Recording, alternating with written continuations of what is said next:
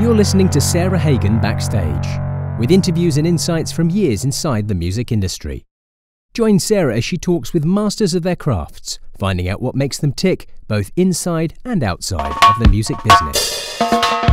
Welcome to Sarah Hagan Backstage. My guest today, Jay Weinberg, is the drummer in the band Slipknot, and he is just a very creative person who is also a fine artist. I'm going to talk to Jay today about music, art, getting through the pandemic, and how the pandemic created an atmosphere of renewed creativity. So come along with me as I catch up with Jay Weinberg.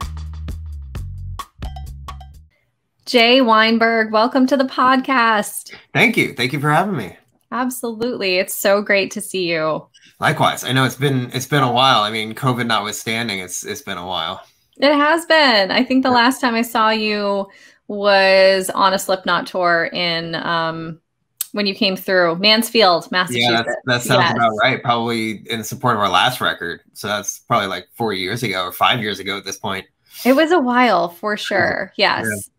Yeah, wow. Crazy. But it's so great to see you. And you have the best backdrop. I'm just looking at all that cool stuff behind you. Thanks. Well, you know, it's kind of become like a little guest room that just is kind of like the de facto music studio in our house. And you know, unfortunately I don't have my crazy loud drums and loud cymbals here because my neighbors wouldn't be too fond of it, but you know, it gets me by. The electronic drum set gets me by. I mean, like, I can just imagine being a guest at your house, like coming to hang out and stay and be a guest and like stay in the coolest guest room ever. And then also like look over at that scary mask behind you too. So. Yeah, we haven't had many guests just because of all, you know, because of this whole pandemic. We haven't had anybody really stay here much aside from family. But yeah, I guess I never really thought about that when I was decorating. I'll have to take that in consideration if we ever have more people over that aren't like immediate family. Yeah, right. Or any kids or anything. Yeah. Yeah.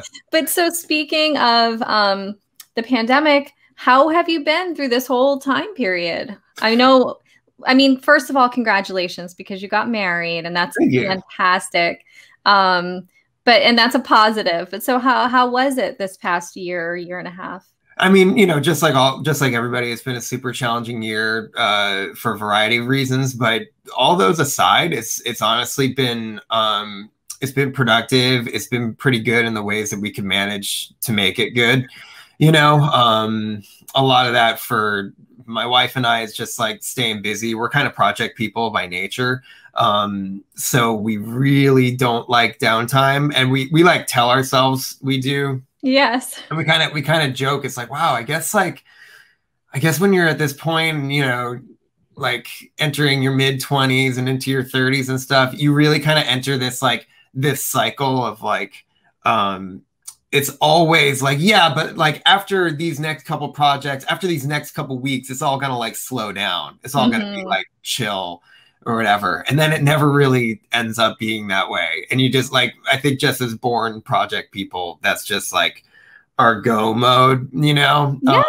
Yes. Yeah. So, and so we enjoy that. So the second we became locked in our house, it's like, you know, we had just come off a 2-month European tour where we were already kind of really looking forward to, well, we had some touring coming up immediately after that that we were looking forward to, but then after that we were like, okay, and then we'll get settled in our new place and blah blah blah. But we got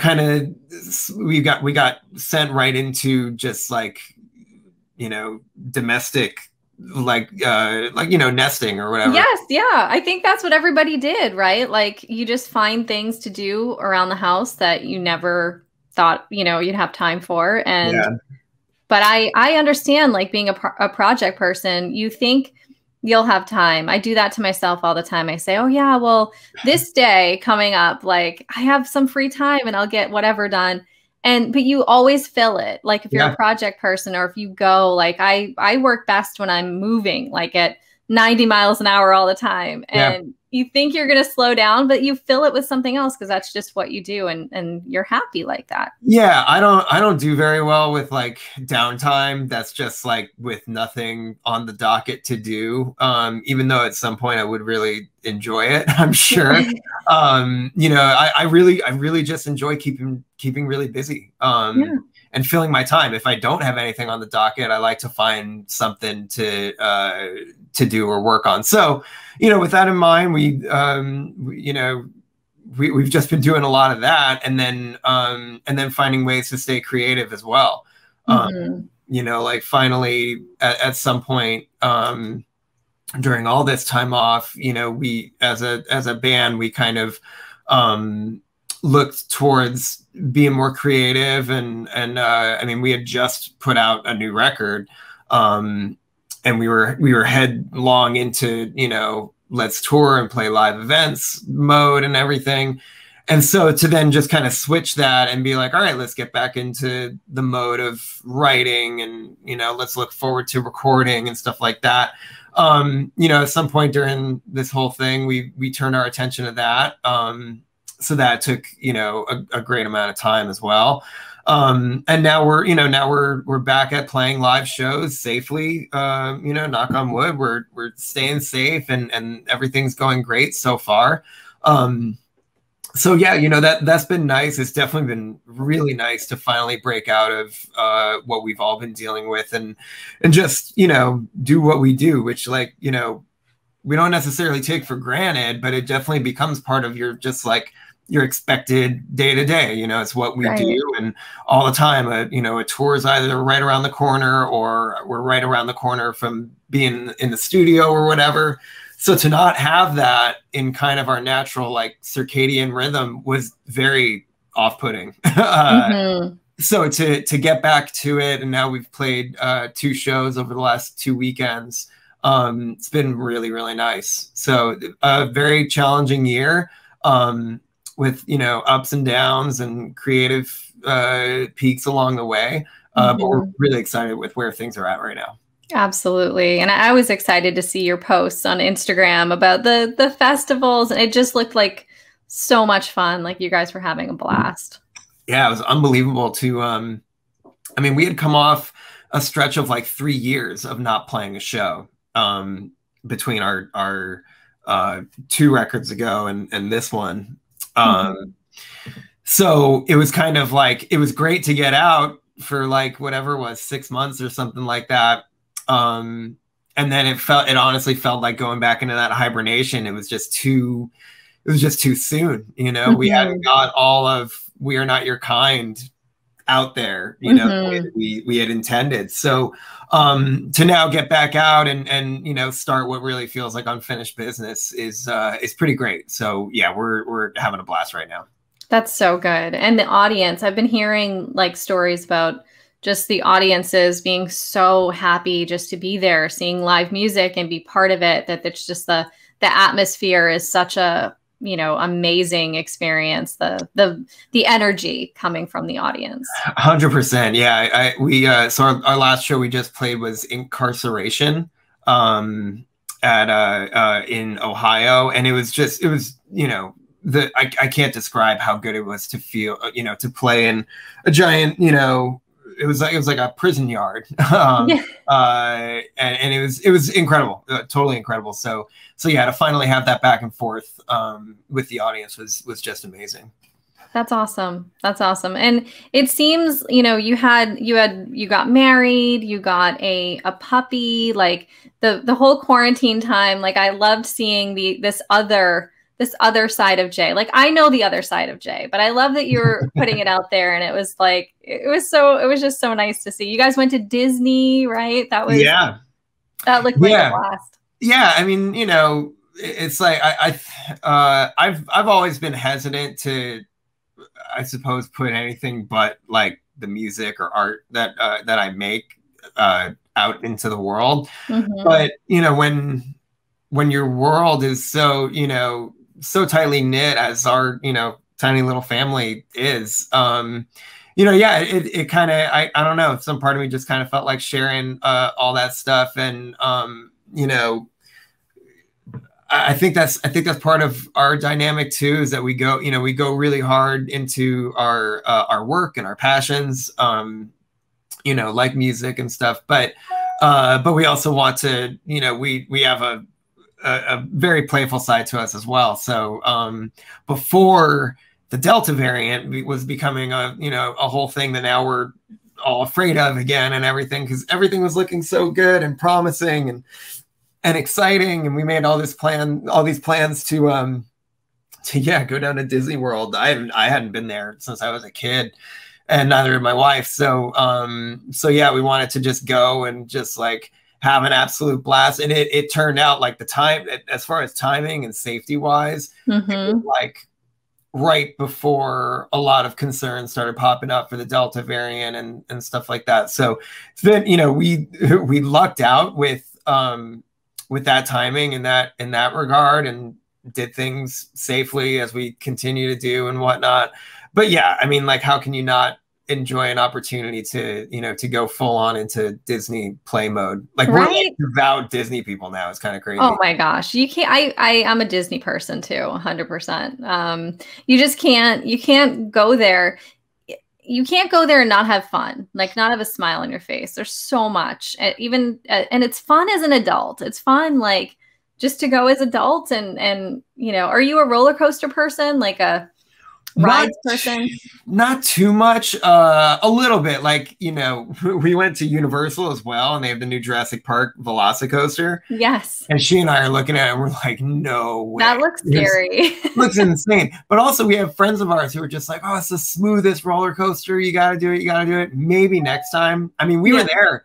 We were there and tried to do everything. We couldn't even do everything, but right. We're super into like all the immersive stuff that gets you like all like all the Harry Potter stuff is pretty unbelievable. Yeah. And we've done some awesome stuff, like, traveling is one of our favorite things, and we haven't been able to do it for a while.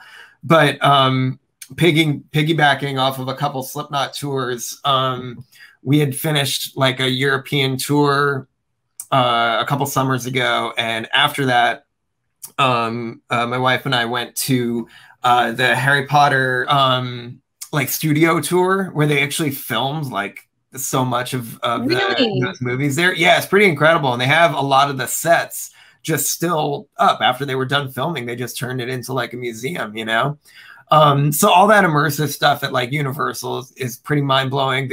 Galaxy's Edge at Disney, for a Star Wars fan like myself, it's just like, I mean, come on, it doesn't get any better than that. So yeah, we've like that's one thing that has been pretty awesome, is like using this time to really connect with that part of yourself that just wants to play and do fun stuff. And because it's been tough, like, yeah, you have to find those moments, right? Yeah. In the midst of kind of like the uncertainty over work and life and the future.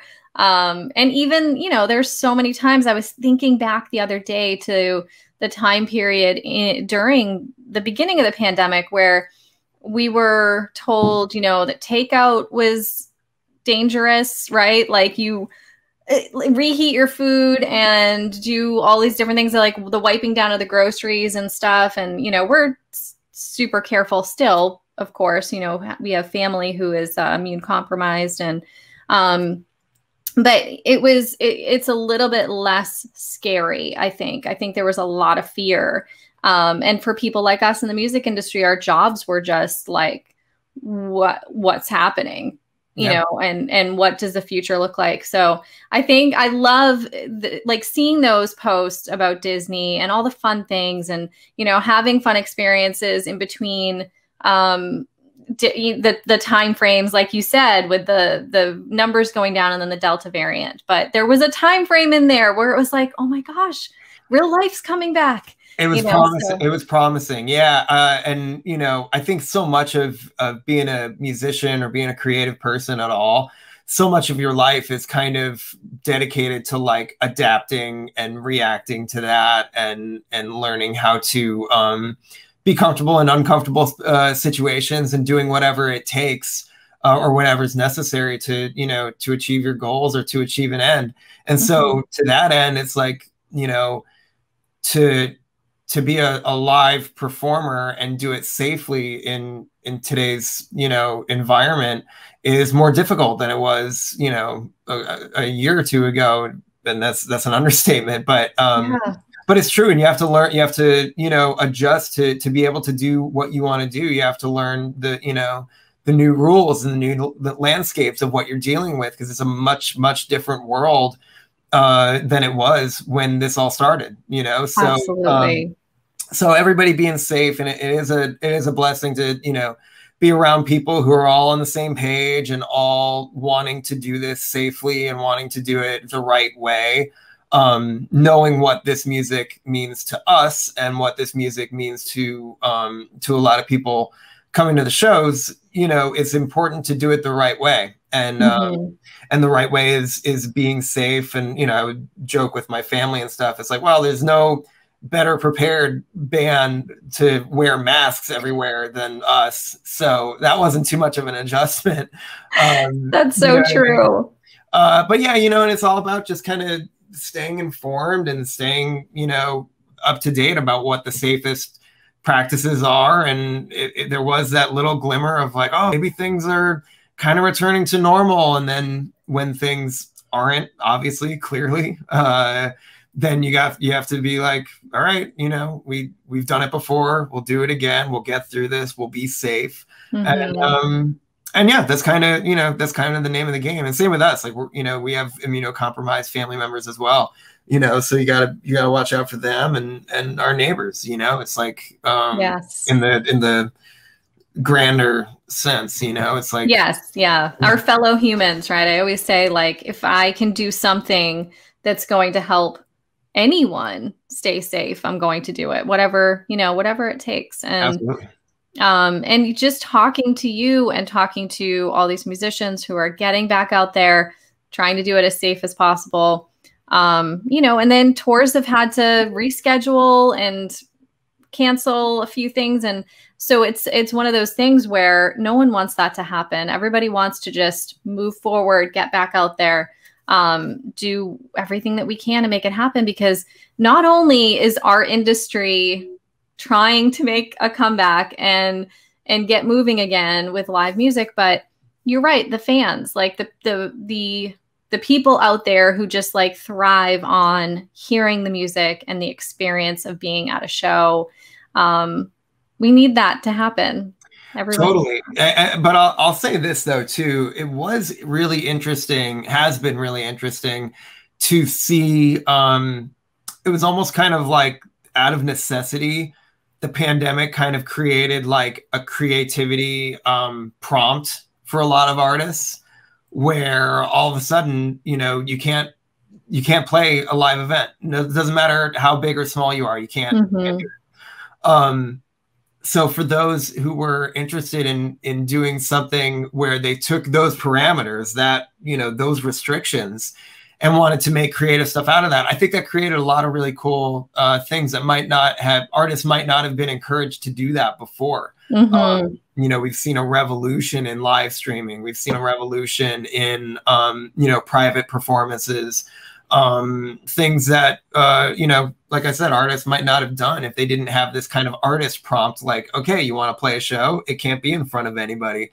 So what are you going to do with that? And I think a lot of really interesting, great things came out of that, you know, making the best out of an awful situation. And I think that's where real creative minds really thrive, is like, given restrictions, you're still going to create with that. Given, you know, given the short end of the stick, it won't stop you from being a creative person.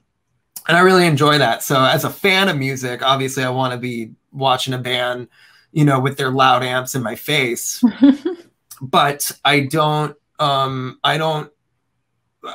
also am grateful for how we saw other like artists that we really enjoy being creative in different ways. And it was pretty exciting to to almost have like events to look forward to being locked in our house. That was kind of yeah, and it's almost like there was more access to those people too. It's funny that we're talking about this, but I just went on Instagram probably an hour ago, and Ed Sheeran was live taking requests, playing his guitar and singing, and just taking like live requests on Instagram. And I was just like, that's really cool, you know. But so I feel like a lot of artists gave more access to themselves through technology, through necessity. And that was really, really cool to see too.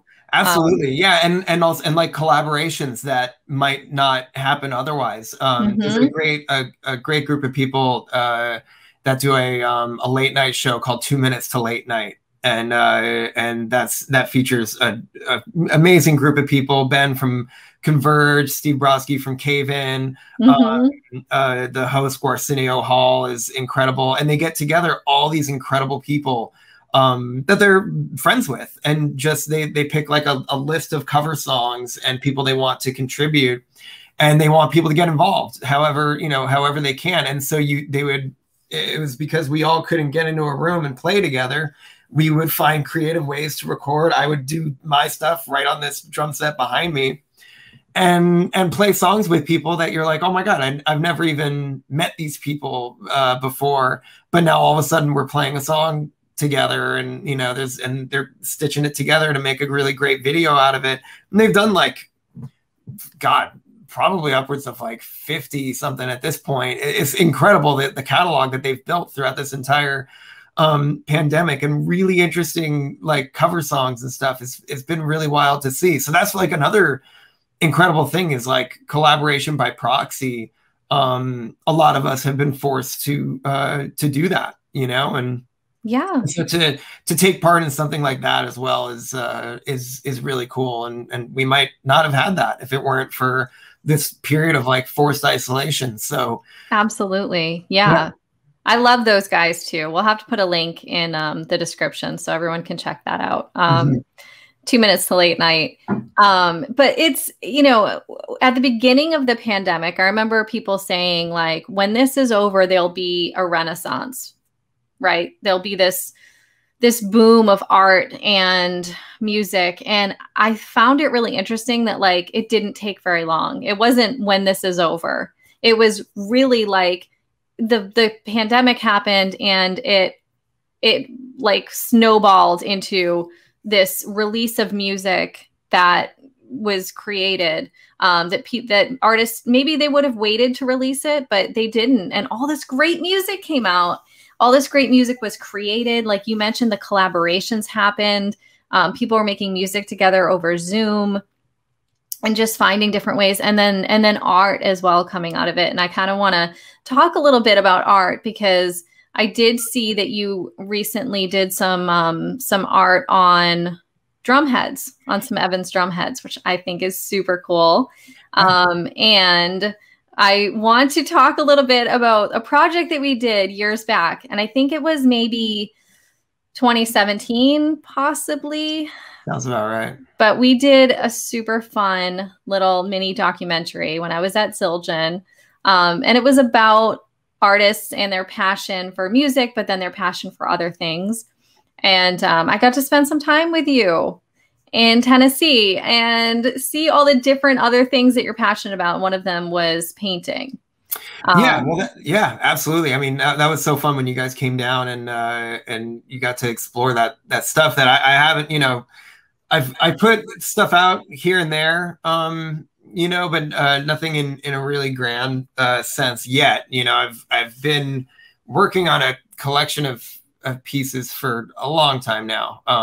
Because I think like when you came down, I was showing you some of the bigger scale stuff I have. Like it takes a long time, especially oil painting. Like when I was in college, I didn't go to college for art or music or anything. But I found a fascination in oil painting about late 2012. And I started taking lessons with a local artist named Michelle Dahl in New Jersey, where I was at the time. And I became fascinated with oil painting. So that's when I started. And shortly after that, I started creating this body of work that I'm like almost done with. I feel I work at it in kind of like a piecemeal fashion. It's very slow going, but it's great. It's a very meditative practice that I really enjoy. But I also like the artistic things that are more like kind of like flash projects in a way where I do them a little more quickly than I do my oil paintings. Not with like less intent or whatever, but it's just the nature of like, a pen and ink drawing or something like that, or like a weird abstract spray paint and watercolor kind of thing, and bringing the two together. It's super fun, so yeah, I've dabbled in a bunch of different things, and I expect or hope to have an actual proper showing of these oil paintings that I've been working on for years at some point soon. But until then, it's been really fun doing projects like you mentioned, the drum heads that I just did with Evans.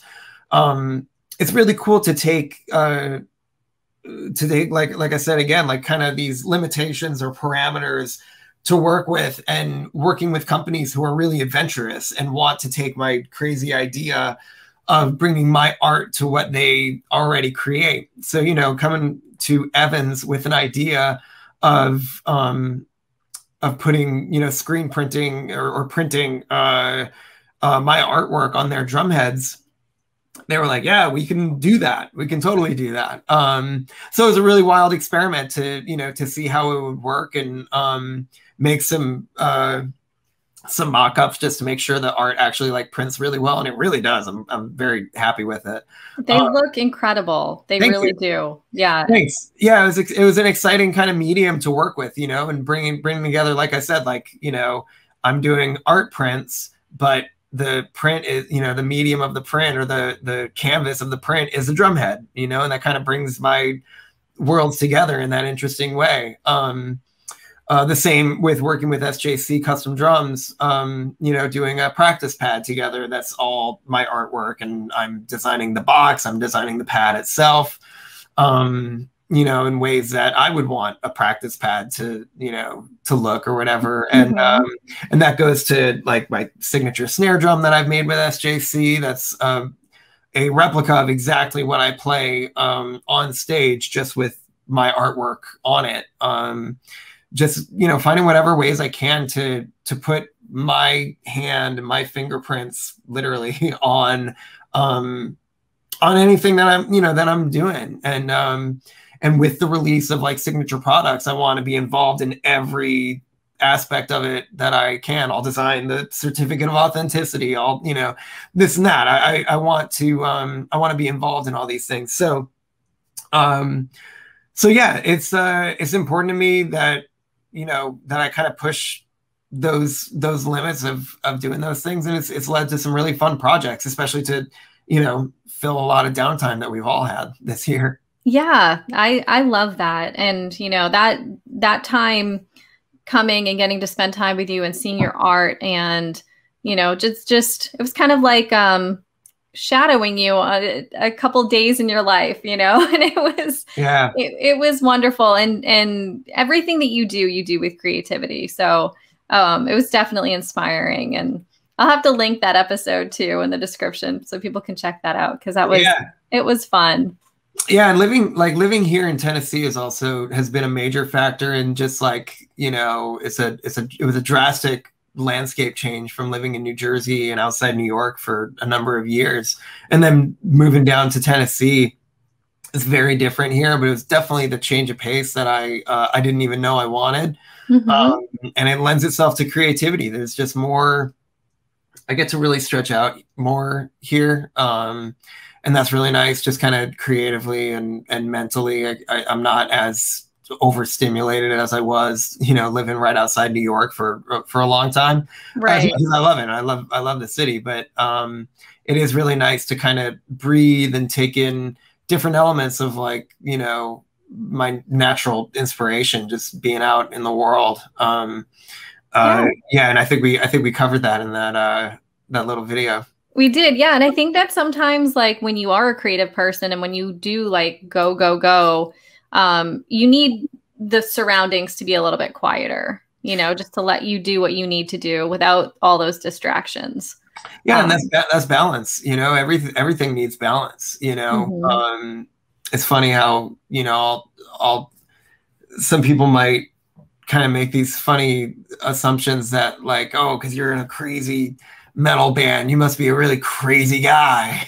Like, you know, I think your creative output can be one thing that's reflective of certain elements of your life, but you need other elements to provide balance to your life, you know, and you don't want your life to be out of balance, you know, and so so I've really found that moving here was a key factor in that. And the people you meet too, you know, I wouldn't have met my wife if I hadn't moved down here. And so, like, elements of that, it's like, I enjoy playing in a crazy, loud, dynamic, insane band.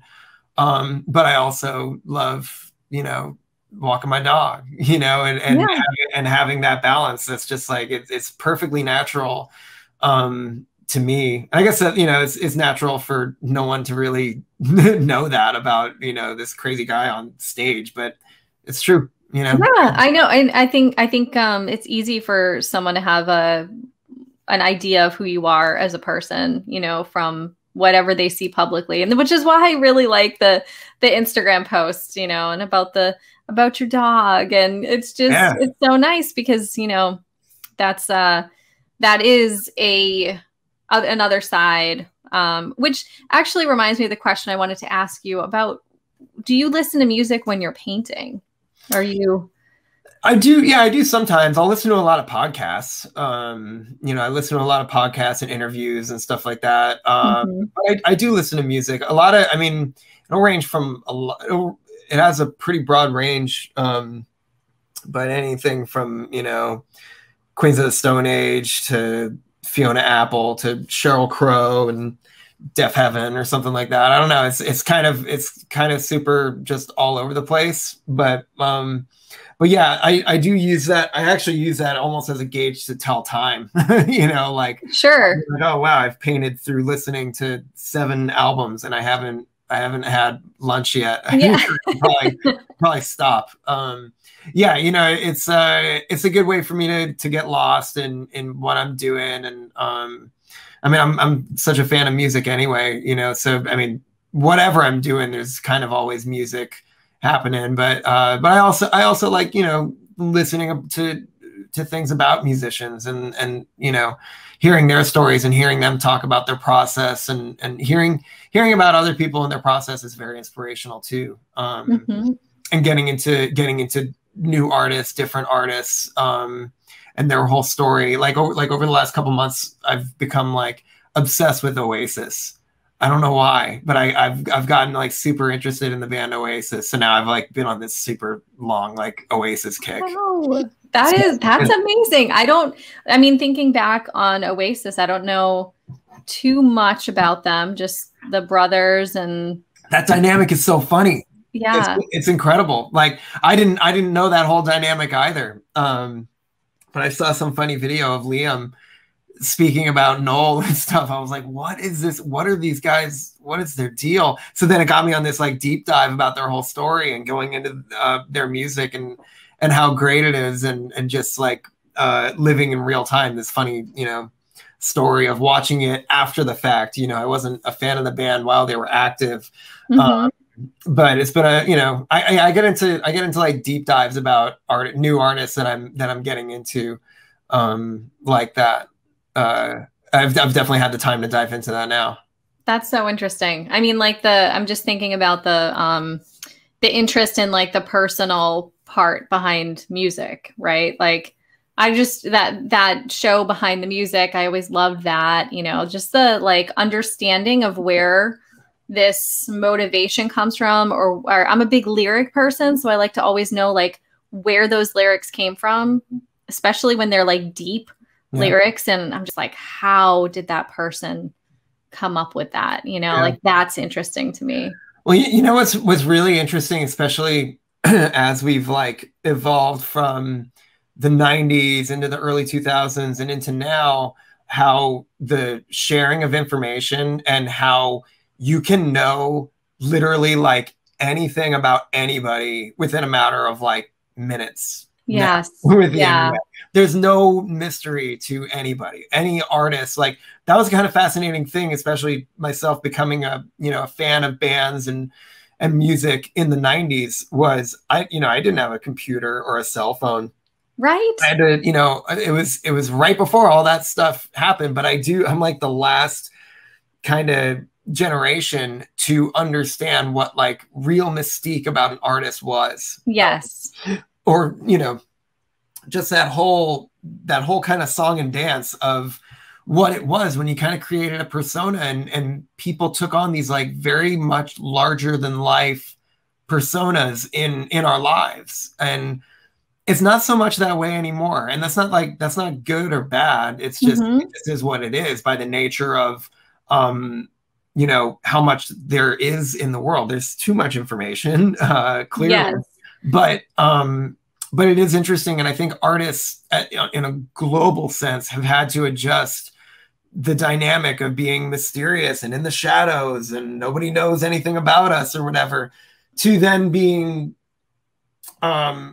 trying to still have that sort of dynamic, but also through the immediate sharing age that we're in. You know, it's like you have to kind of learn that the times change and you know, that's kind of like an old guard that's totally out, you know.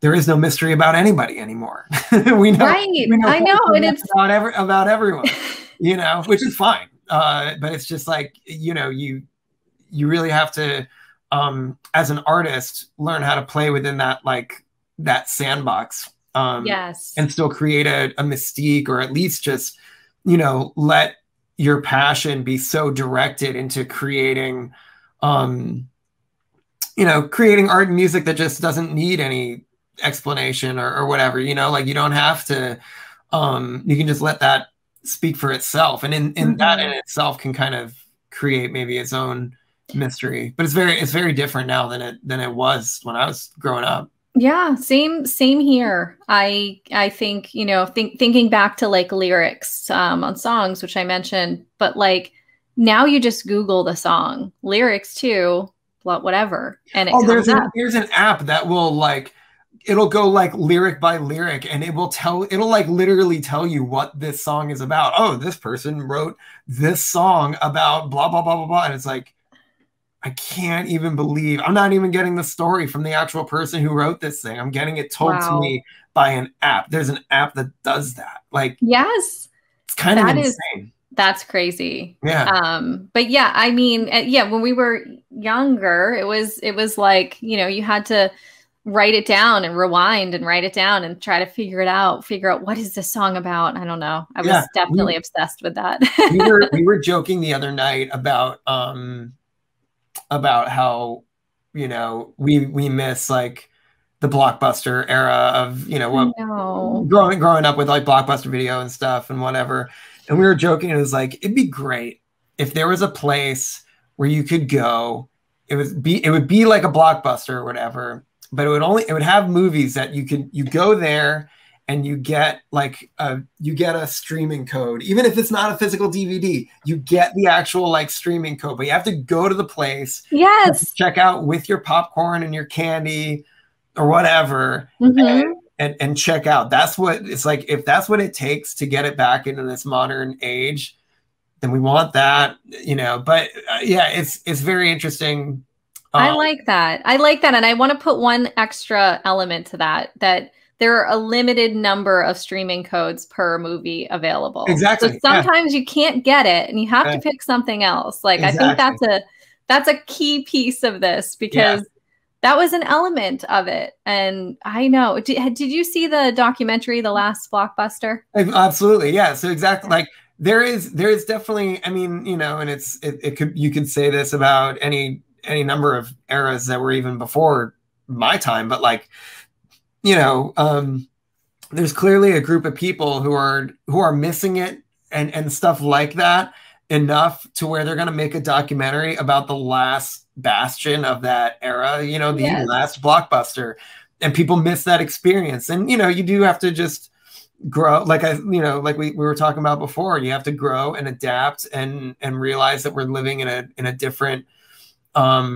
landscape, you know, and just you just have to roll with the punches, you know.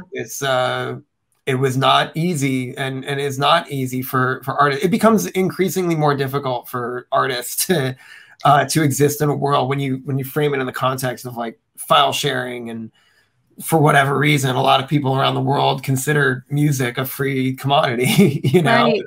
And that's just the way it is. I can't argue with the millions of people that think that, you know. You just gotta put your head down, and if it's meaningful to you to create music or to create art, you'll still do it, you know. It doesn't really matter that the landscape has changed so drastically. But it is interesting to see in the rearview mirror what people, the experiential things that people miss. And I really hope that, like, through all of our chaos and evolution and whatever we're doing to this planet, I hope we don't lose sense of that experiential way of doing things. You know, the immersive nature of literally just going to Blockbuster. There's a generation that misses that, you know. Yes. As simple as it was, we do miss it, you know.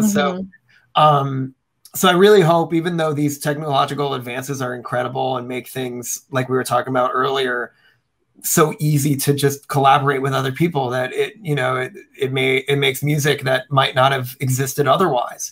That's a great thing. But I hope it's not at the expense of losing some true immersive experiential things that, you know, that are starting to go away. So, you know. Yeah. And I do think, like, part of the excitement back then about music or movies or anything was that experience. And part of the experience was the struggle. Like, there was a certain amount of effort that you had to put in. And I can remember there was a record store called Strawberries near where I live. And that's where we would go the night before the release of a new album, and we would line up outside because they'd release it at midnight. And, you know, I don't even know how old I was, but it was like, you know, you had to, all right, mom and dad, I'll be home at probably like 1 a.m. because we're going to wait in line to buy this album and then go to breakfast afterward. Like, that was the experience. And we listened to the album in the car and we would freak out about it. The last album I remember getting like that before Strawberries closed was Pantera. And I don't remember what album it was, but it was a Pantera album. And it was like that experience with your friends and this community, and it was the thing. And I miss that so much. Yeah. I mean, look at the videos that everybody's seen from, like, Metallica's Black album coming out, celebrating its 30th anniversary. Yes. And everybody lining up at midnight outside the record store to get it when it, you know, like, that's incredible, you know. Yeah. And times change. That's fine, you know. Yeah. And what I mean, that's also like a once in a generation kind of an album. Absolutely. You know? So it's like, yes. Yeah. You know, it might be apples and oranges to say that doesn't really exist anymore, because records like that rarely even get made. Right. But, you know, that excitement and that fervor is really important. It's like an important element of the entire experience.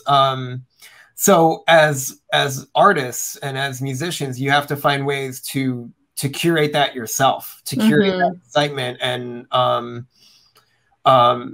that buzz yourself, you know, because you yourself as the artist are excited about creating it and spending the time and the attention to detail in all the various aspects of it, what it takes to make a record or a song, or, you know, put together a tour, put together a stage, put together a set list or whatever.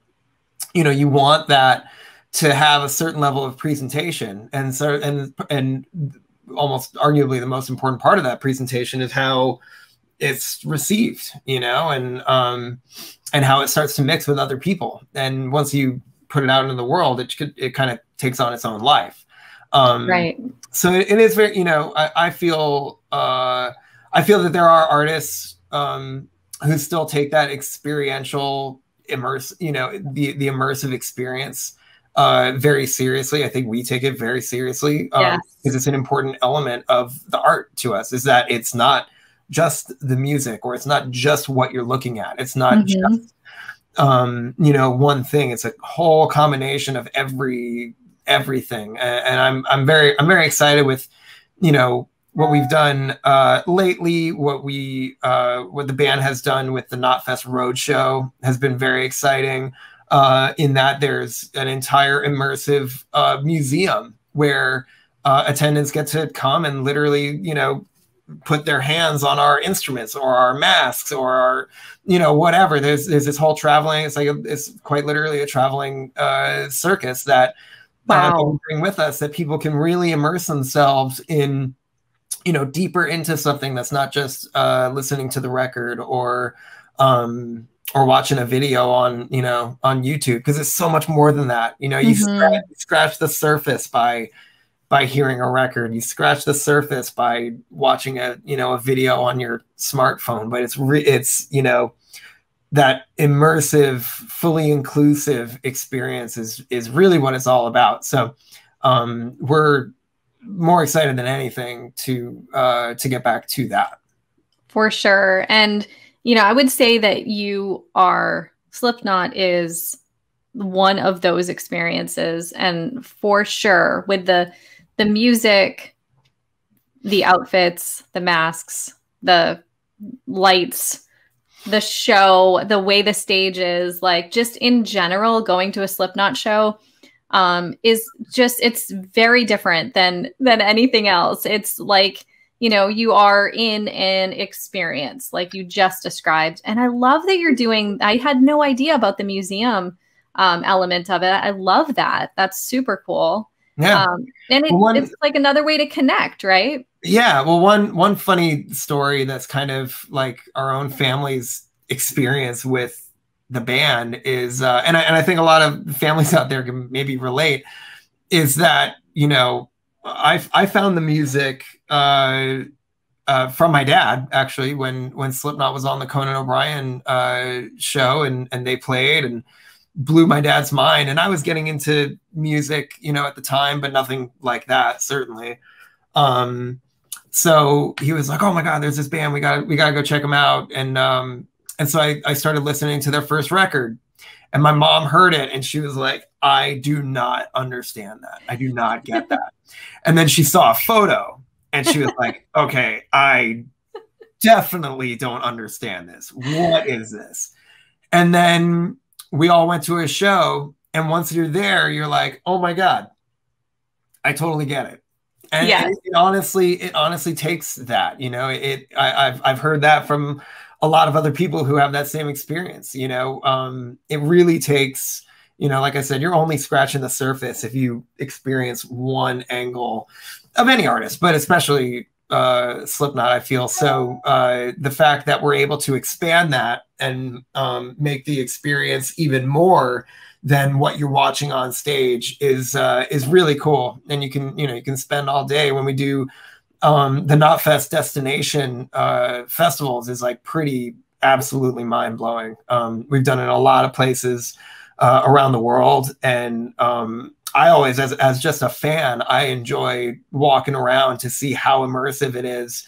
And it's truly, like, it really is like a work of art. The entire team that works on it does such a great job, and so to be a part of that, I'm really proud of it. And just like it's really something special that we all take really seriously. So the fact that we're gonna get back to it in about like 2 weeks or so, we'll be bringing it to Iowa, which I'm really excited about. And yeah, it's, you know, it's all part of that, like, bring back that fully immersive thing that we're talking about, to where you just, you know, you want to draw people in with what you're creating, and you don't want it to be 1 or 2 or 3-dimensional. You want it to be otherworldly. So so that's what we're excited about, you know.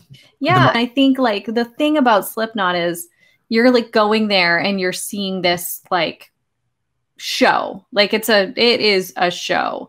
And the first time, I will just say the first time I saw Slipknot was at, I want to say an Ozfest or something like that. It was so long ago, but I was like, what am I seeing? Because I had no idea. I think this maybe even was before an album had been released, or maybe right at the beginning, but it wasn't like the band hadn't really broken, I hadn't really been aware. And I was just like, oh my gosh, like this is serious what I'm watching right now. And like, it was just amazing. When I heard that you were in the band, and it was a time period where we didn't know. So we didn't know if it was you or not. And it was kind of kept quiet a bit. Like I was just so excited. And you had come to Zildjian years before with your dad, Max. And I remember your dad was so proud of you. And anytime I've talked to your dad about you, he's so proud. But I loved that it kind of like came full circle, and all of a sudden you were in this incredible band just doing your thing, and it's just so great.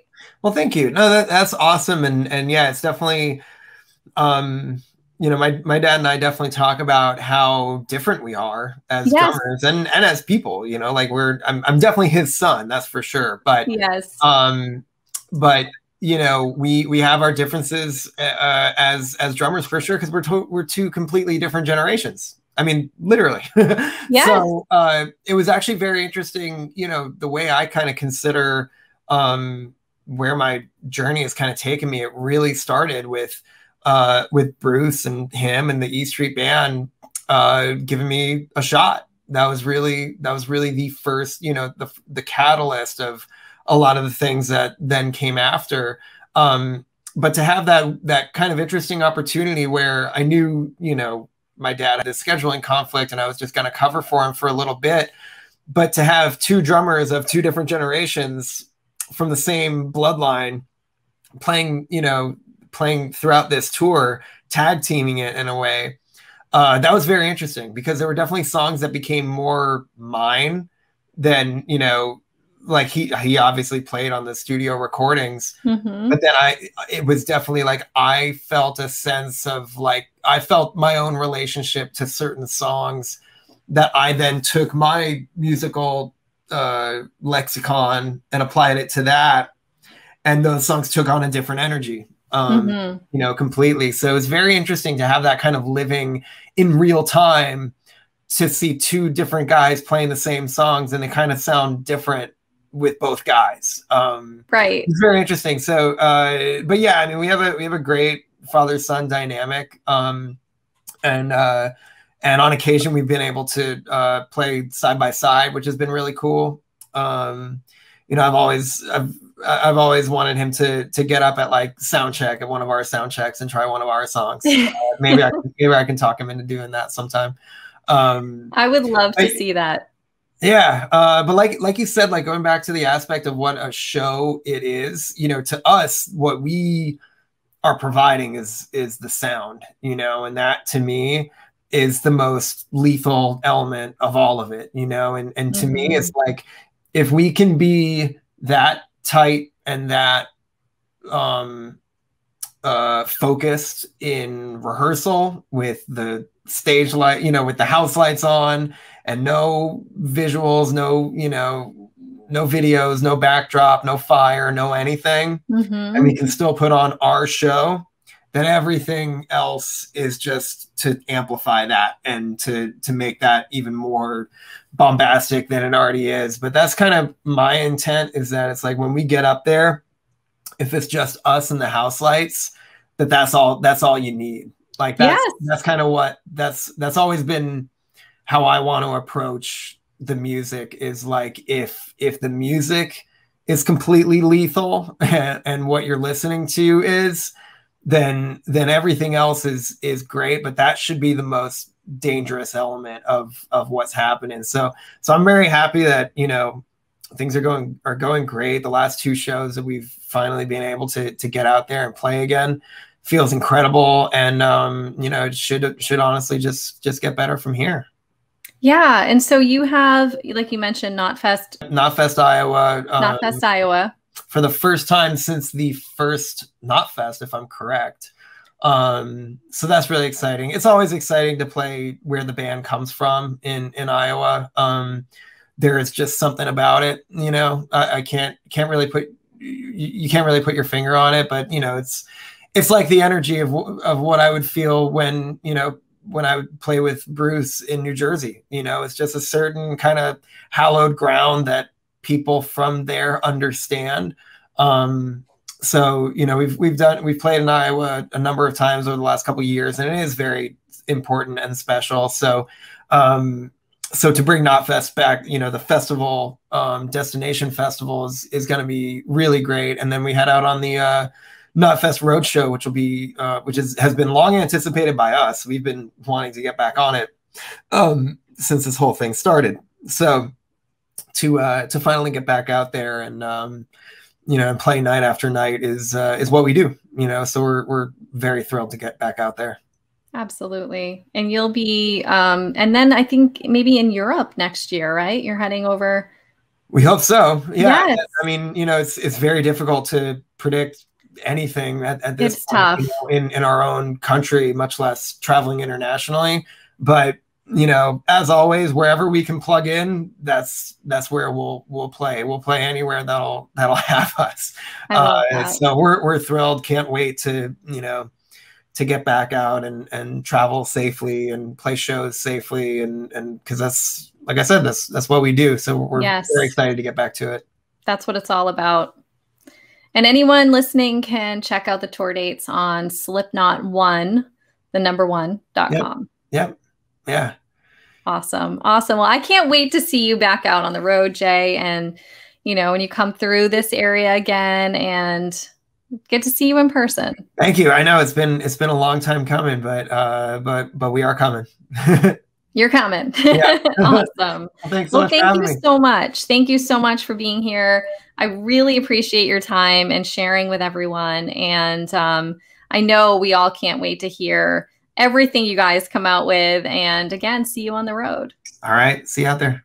All right. Take care. Bye. Bye. Thank you for tuning in today.